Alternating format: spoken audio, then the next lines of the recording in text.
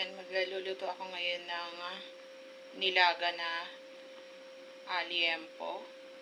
Pakulo muna ako ng tubig. Tayin ko muna ng 5 minutes until na makumulo. Tignan natin yung liempo.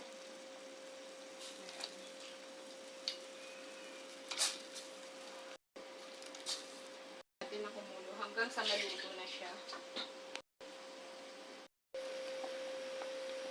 Ganito. At tayo ng tanglad, lemongrass, luya,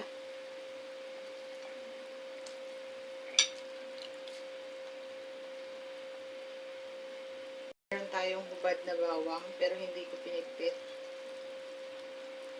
sibuyas malalaki din, kamatis, until na 45 minutes hanggang sumalumambot na yung baboy. Takpan natin. Nadurog. Tansya-tansya lang. Add na tayo ng salt. Tansya lang. Kutob-kutob lang. Mamaya na yung ibang kutob-kutob lang. Add na natin yung kamote. Ayan. Ang bango niya guys kasi may ano siya, may tanglad. Add ko na yung gulay. Repolyo.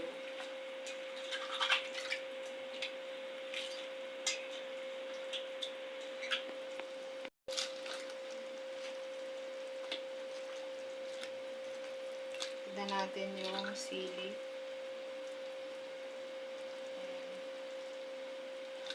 Mag-add na rin ako ngayon ng saging.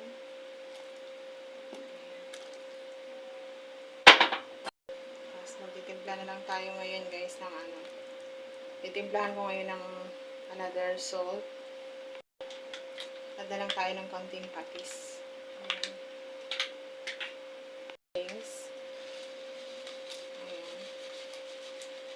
Tansya-tansya na lang yun. Kung isakto lang yung ano niya. Sarap na ito. Nasa bowl.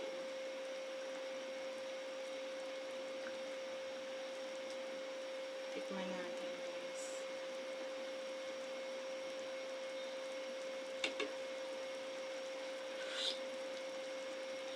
Wow.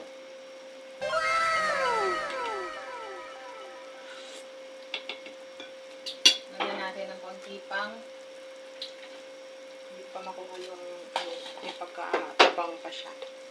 Lagyan natin ng konting salt. Okay na yan. Mas madali mag-adjust kapag tabang. Hindi tayo magpatis. Kaysa maalat. Konting ano na lang, mga 1 minute. Lulutuin lang natin yung saging. Then, already done na. Yan yung aking simpleng nilaga. Ayan. Wow! Nilaga.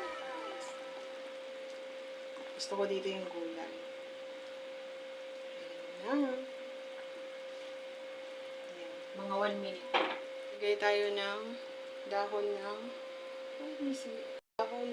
sibuyas.